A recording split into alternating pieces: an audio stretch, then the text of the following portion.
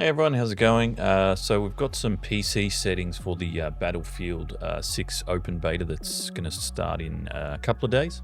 So here's some just baseline settings on what you can set up on the PC just to try and get a bit better performance. And then once we can actually get some gameplay, then we'll be able to adjust some settings from there.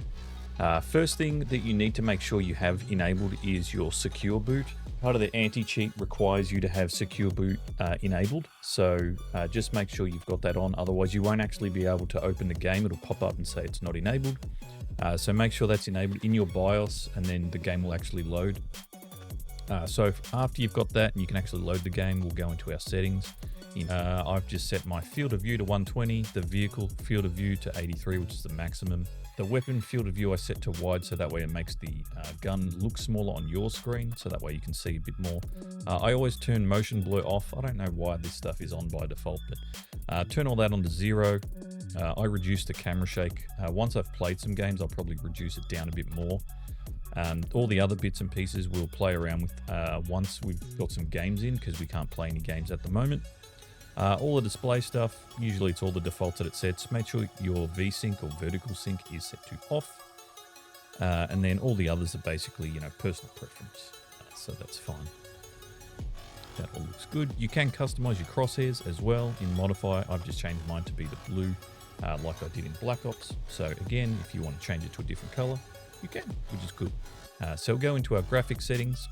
So we've got all these on custom so we can play around with it. So as we haven't had a chance to actually jump in and play some games, so I'm just going off what my friends did at the event. So I'm going off their opinions on the game and how things ran. So we'll set some settings and then we can go from there. So set it to custom.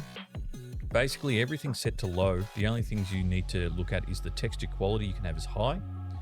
Most of the stuff will have like a high on your GPU usage. So if you want to have better frames, better performance, set it to a lower setting. So basically that's texture quality on high, all the rest are on low. So ones just to take note of is this screen space reflections. So this one you can either set off or low.